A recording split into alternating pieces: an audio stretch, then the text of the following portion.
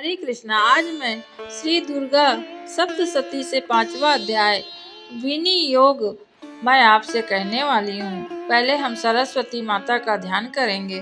मैं महासरस्वती को प्रसन्न करने के लिए रुद्र ऋषि, महासरस्वती देवता, अनुष्ठप, छंद, भीमा, शक्ति, भ्रामरी, बीज, सूर्य तत्व और साम वेद के स्वरूप वाले इस उत्तम चरित्र के पाठ का संकल्प करता हूँ। आइए अब सरस्वती माँ का ध्यान करते हैं। मैं उस महासरस्वती देवी जो अपने कर कमलों में घंटा, शूल, हल, शंख, मूसल, चक्र, धनुष और बाण आदि धारण करती हैं, जो शरद ऋतु के मनोहर चंद्रमा के समान अत्यंत सौम्य एवं मोहक कांति वाली हैं, जो तीनों लोकों की आधारभूत अर्थात उन्हें धारण करने वाली हैं, जो शुंभ तथा निशुंभ जैसे दैत्यों का वध करने वाली हैं तथा जो गौरी के शरीर से प्रकट होने वाली हैं, उन्हें सुने। ओम क्लीम मेधा ऋषि बोले, पूर्व काल में शुंभ और निशुंभ नामक महाअसुरों ने अपने बल से मद करके इंद्र के तीनों लोकों को राज्य और यज्ञ के भाग छीन लिए थे। इसी प्रकार उन्होंने सूर्य, चंद्रमा, कुबेर, यमराज, वरुण के भी अधिकार को छीन लिया था। स्वयं राज्य करने लगा वायु, अग्नि के भी अधिकार छीन लिए तथा जिन देवताओं के अधिकार छीने थे उन्हें राज्य से अलग कर दिया था।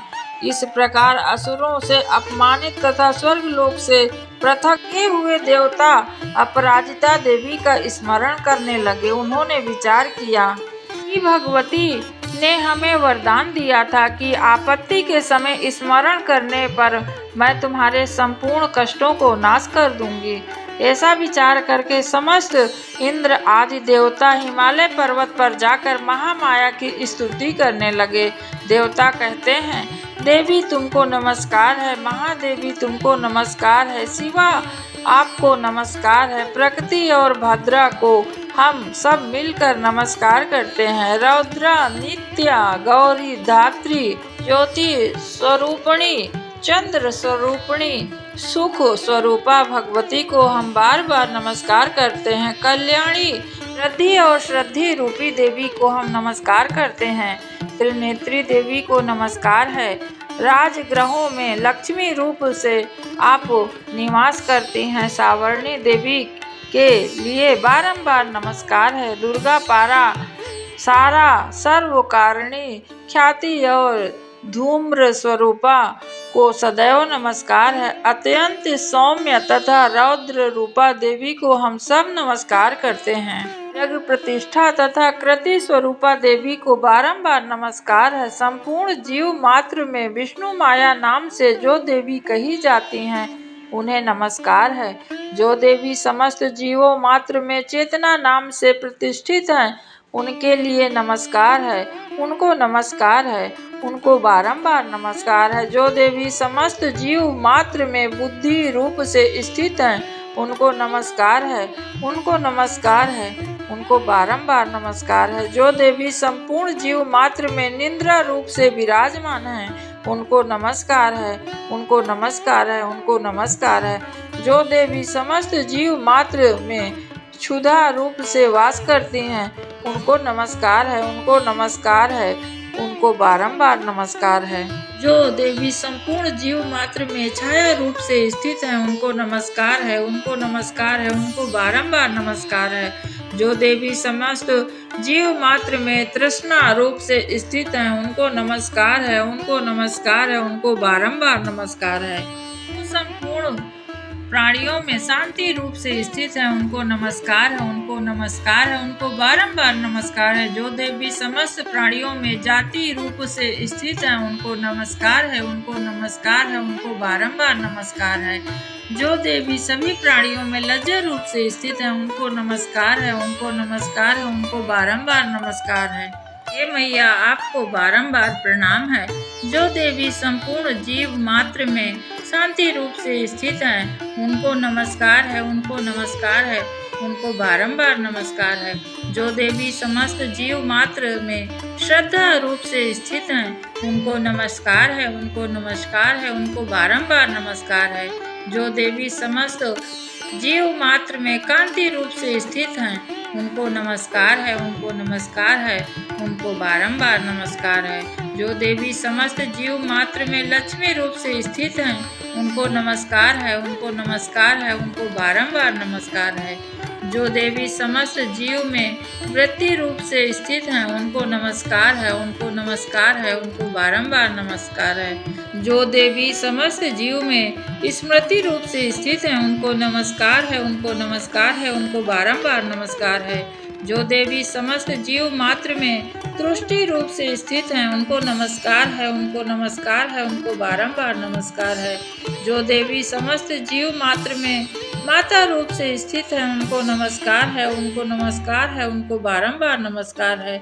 समस्त जीव मात्र में भ्रांति रूप से जो स्थित हैं, उनको नमस्कार है, उनको नमस्कार है, उनको बारंबार नमस्कार है।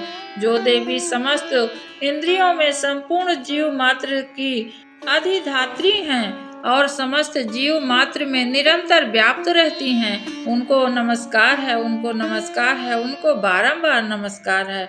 जो देवी इस समस्त संसार में चैतन्य रूप से व्याप्त रहती हैं, उनको नमस्कार है, उनको नमस्कार है, उनको बारंबार नमस्कार है।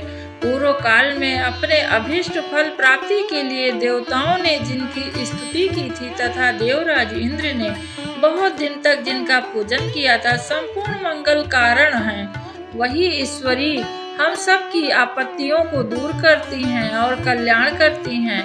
प्रचंड दैत्य से कष्ट पाकर इस समय सभी देवता शरण में आकर जिनको प्रणाम करते हैं और शक्ति सहित विनय पूर्वक जिनका ध्यान करते हैं, वही ईश्वरी तत्क्षण हमारे संकट को दूर करें। ऋषि कहते हैं, हे राजन, इस प्रकार देवगण की प्रार्थना करते समय श्री अंश से शिवा प्रकट होकर कहने लगी, ये संपूर्ण देवता स्वर्ग में से राक्षस शुंभ तथा निशुंभ निकलने से और निशुंभ के संग्राम में हारने से मेरी प्रार्थना कर रहे हैं। पार्वती के शरीर से उत्पन्न हुई अंबिका संपूर्ण लोकों में कौशिकी नाम से प्रसिद्ध हुई हैं। कौशिकी के उत्पन्न होने के पश्चात पार्वती का शरीर श्याम वर्ण का हो गया और तभी से उनका नाम हिमालय पर रहने वाली कालिका हो गया। तदंतर परम मनोहर रूप वाली अंबिका देवी को शुंभ और निशुंभ के दूत चंड और मुंड ने देखा और फिर उन्होंने जाकर शुंभ से कहा, हे महाराज, कोई परम स्वरूपवान स्त्री हिमालय पर्वत को प्रकाशित कर रही है। हे अश्वेश्वर, ऐसा सुंदर रूप की स्त्री कहीं पर किसी ने ना देखी होगी, इसलिए आप यह मालूम करें कि वह स्त्री कौन है और किसकी है तथा उसे ग्रहण कर लें। वह रत्न स्वरूपा स्त्री अपनी कांति से संपूर्ण दिशाओं को प्रकाशित कर रही है, उसे आप अवश्य देखें। हे असुरों के राजा, त्रैलोक में जितने रत्न मणि हाथी घोड़े आदि सब संपूर्ण आपके यहाँ सुशोभित हो रहे हैं। हाथियों में श्रेष्ठ ऐरावत हाथी, ऊंचे श्रवा नामक घोड़ा तथा पारिजात का वृक्ष, ये संपूर्ण राज्य आपने इंद्र से छीन लिया है।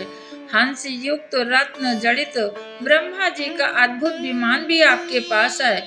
महापद्म नाम के निधि आप कुबेर से ले लिए हैं और समुद्र ने आपको किंजलिंकनी नाम की माला प्रदान की है और वरुण का कंचन की वर्षा करने वाला छत्र और प्रजापति का उत्तम रत्न भी आपके यहाँ है। हे दैत्यराज, यमराज से आपने क्रांतिदा शक्ति छीन ली है और तुम्हारे भाई निशुंभ ने वरुण से पास छीन लिया है, अपने पास रख लिया है। समुद्र से निकले हुए सब प्रकार के रत्न भी निशुंभ ने ले लिए हैं। अग्निदेव ना भस्म होने वाले ऐसे 2 वस्त्र भी आपको दिए हैं और दैत्यराज, आपने इस तरह सभी रत्नों को एकत्रित कर लिया है और फिर आप स्त्रियों में रत्न रूप कल्याण करने वाली उस स्त्री को क्यों नहीं लाते हो? ऋषि कहते हैं, शुंभ ने चंड मुंड की ऐसी बात सुनकर असुर सुग्रीव को दूत बनाकर देवी के पास भेजा और उससे समझाकर कहा कि मेरी आज्ञा से उसे इस प्रकार कहना कि वह राजी खुशी मेरे पास चली आए, ताकि शांति पूर्वक मेरे पास आवे। वहां अति रमणीक पर्वत पर विराजमान देवी को सुग्रीव ने जाकर देखा और बड़ी नम्रता पूर्वक मधुर वाणी में कहता है, हे देवी, असुर राज शुंभ तीनों लोकों के स्वामी हैं। उन्होंने मुझ दूत को आपके समीप भेजा है। उनकी आज्ञा का उल्लंघन देवगण भी नहीं करते हैं। उन्होंने जो कुछ कहा आप सुनिए। ये कहते हैं, तीनों लोक मेरे अधीन हैं, सब देवता मेरे अधीन हैं और संपूर्ण यज्ञ के भागों को भी मैं पृथक पृथक ग्रहण करता हूँ। तीनों लोकों के उत्तम रत्न हमारे पास है। इंद्र का ये रावत तथा समुद्र में जो भी उत्पन्न है सब श्रवा नामक घोड़ा भी देवताओं से विनय पूर्वक मुझे भेंट कर दिया गया है। और शोभने इनके अतिरिक्त अन्य जो कुछ भी निधियां देवता गंधर्व और नागों के पास थी वे सब हमारे अधिकार में हैं।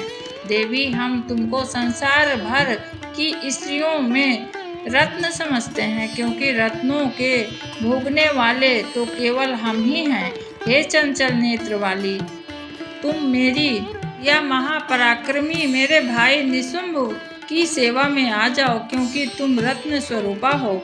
हमें ग्रहण करने से तुम्हें अतुल्य ऐश्वर्य मिलेगा। ऐसा अपनी बुद्धि से विचार कर हमारी पत्नी बन जाओ। ऋषि कहते हैं, दूत की इस प्रकार की बात सुनकर संपूर्ण संसार को धारण करने वाली माँ भगवती भद्रा गंभीर भाव से मुस्कुराती हुई इस प्रकार कहती हैं, हे दूत, तूने इस समय जो भी कुछ कहा है वह सब सत्य है, इसमें कुछ भी असत्य नहीं है।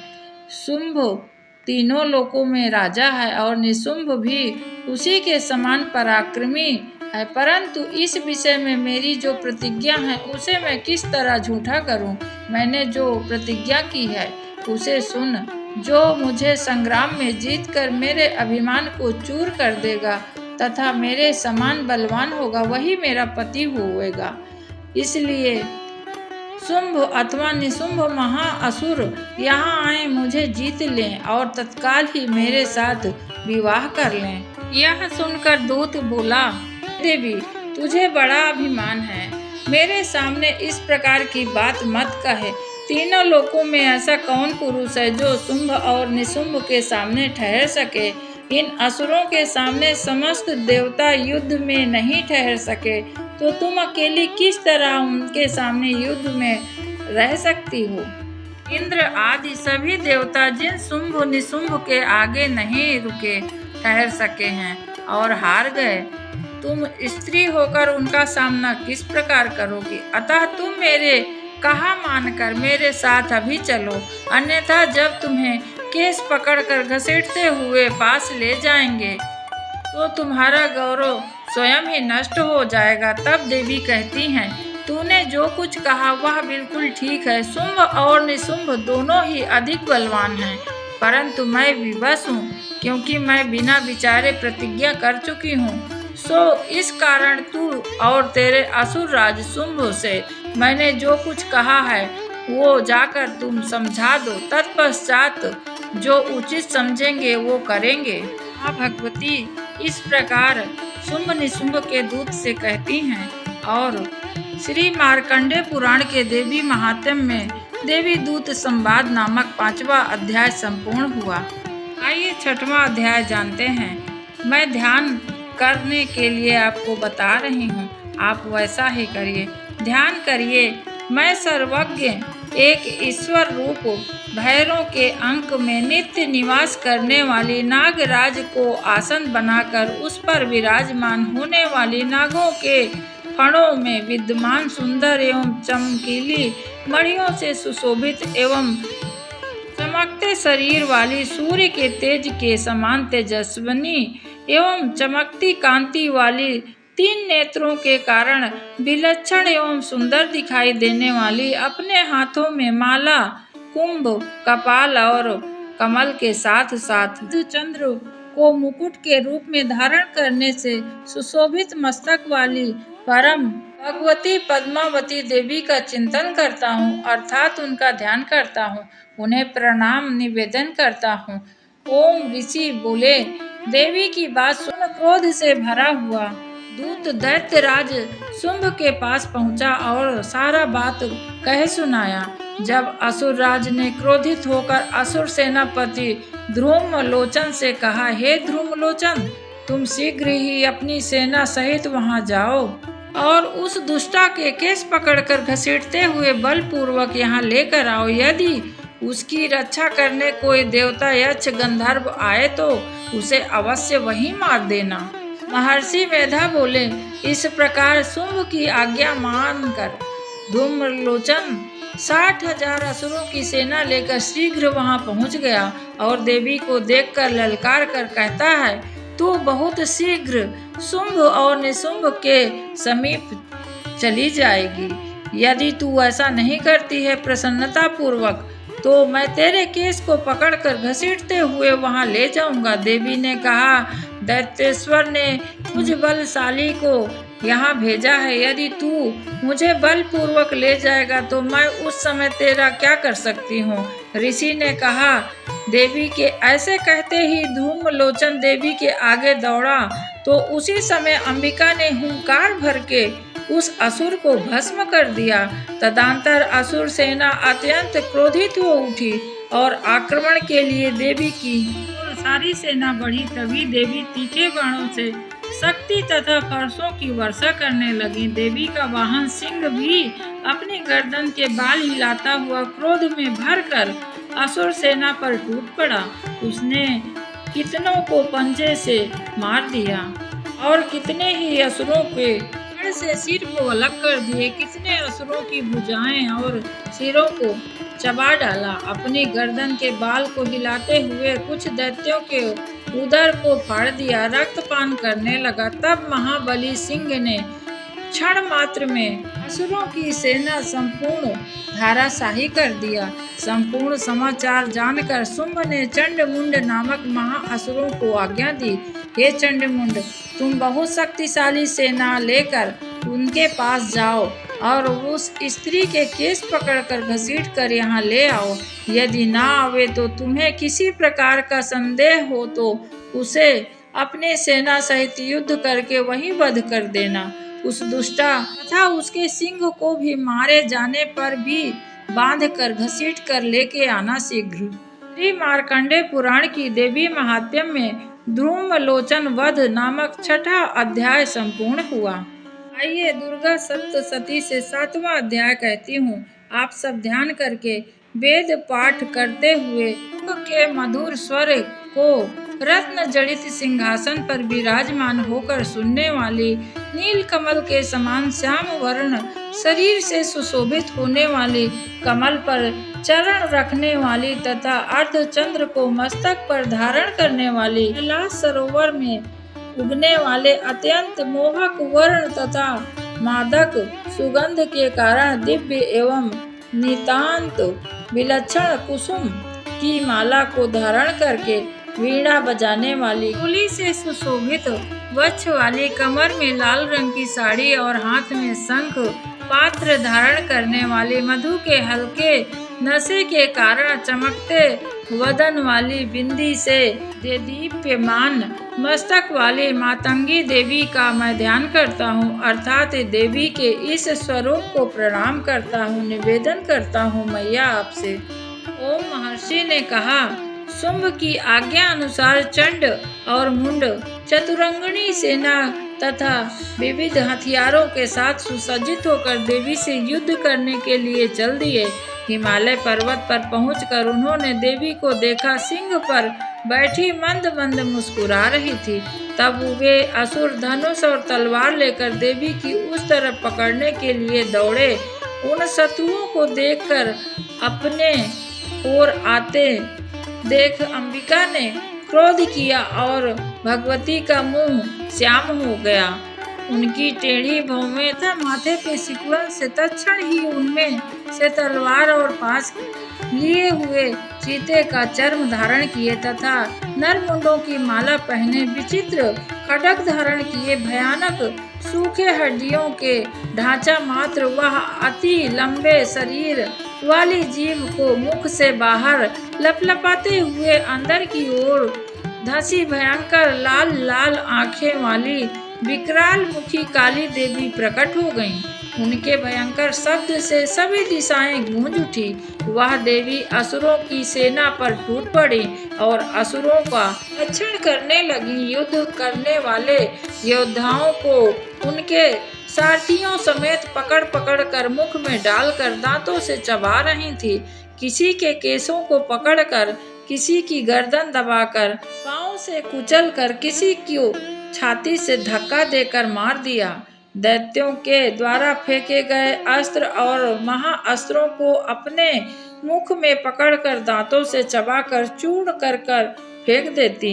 इस प्रकार असुरों की समस्त सेना के जितने भी वीरों को तलवार से, कितनों को खड्ग से मार डाला और कितनों को दांतों से, अग्रभाग से मार डाला। देवी के द्वारा क्षण मात्र में ही आसुरी सेना का विनाश होते हुए देखकर चंड शीघ्रता से उस अति भयंकर नेत्र वाली काली के सम्मुख आया और उसने महाभयंकर बाणों से वर्षा करके तथा मुंड ने हजारों चक्र फेंककर भयंकर नेत्र वाली देवी को ढक दिया। काली देवी के मुख में प्रवेश करते हुए वे चक्र इस प्रकार सुशोभित हो रहे हैं मानो बादलों के बीच सूर्य के बहुत सारे मंडल प्रवेश कर रहे हों। तदंतर अत्यधिक क्रोधपूर्ण हो भयंकर गर्जना करते हुए काली देवी ने विकट हट्टहास किया। उनका मुख देखा नहीं जाता था। मुख में दांतों की अति उज्जवल पंक्ति दिखाई पड़ती थी। फिर देवी उठकर हाँ शब्द का उच्चारण करती हुई तलवार लेकर महादैत्य चंड के पीछे दौड़ी और उसके केस पकड़कर खड्ग से उसका सिर काट दिया। चंड को मरा हुआ देखकर मुंड भी देवी की तरफ दौड़ा और क्रोध युक्त हो देवी ने उसे भी तलवार से मारकर धरती पर गिरा दिया। चंड और मुंड को मारा हुआ देखकर शेष बची सेना वहां से प्राण बचाकर भाग खड़ी हुई। तत्पश्चात चंड और मुंड के सिर लेकर काली देवी चंडिका देवी के समीप गईं और विकट हट्टहास करके कहती हैं, महापशु असुर चंड मुंड को संग्राम में मैंने मार दिया। अब आप इस युद्ध यज्ञ में शुंभ को और निशुंभ को मारना। कल्याणकारिणी देवी ने मधुर शब्द में काली देवी से कहा, हे देवी, तुम चंड और मुंड को दोनों को महाअसुरों को मारकर मेरे समीप ले आई हो। इस कारण तुम इस संसार में चामुंडा देवी के नाम से विख्यात हो जाओगी। श्री मार्कंडेय पुराण के देवी महात्म्य में चंड मुंड वध नामक 7वां अध्याय संपूर्ण हुआ। माँ पार्वती कष्ट काटो, माँ भगवती कष्ट काटो। हे माँ जगत जननी, संपूर्ण संसार का भला करो, सभी पर अपनी करुणा बरसाएं मैया। हम सब कुछ नहीं जानते, पूजा पाठ आपकी इच्छा है, इसलिए हम आपके सम्मुख आपसे विनती कर रहे हैं, वरना हमारी ये भी बुद्धि नहीं है कि हम आपके सामने खड़े होने लायक हों। हे मैया, आपसे हम भक्त जनों को सारी उम्मीदें हैं मैया, सभी की सुनना। जिसे संतान न हो मैया, उसे संतान देना। जो सुहाग स्त्रियां हैं उनका सुहाग अखंड रखना मैया। जो कुंवारी लड़कियां हैं उनको मनभावन पति देना। हे मैया, सारा संसार सुखी रहे, इसी कामना के साथ आज का वीडियो मैं यहीं समाप्त करती हूँ। आप सभी को नवरात्रि पर्व का ढेर सारी शुभकामनाएं। मैया के शरण और चरण पकड़ कर रखिए। एक न एक दिन मैया हमारी बात अवश्य सुनेंगी, क्योंकि माँ नहीं सुनेंगी तो कौन सुनेगा। कितनी भी कठोर हों पर माँ तो माँ ही हैं। आप सभी अपना बहुत बहुत ख्याल रखें। आज के लिए बस इतना ही। हरे कृष्णा।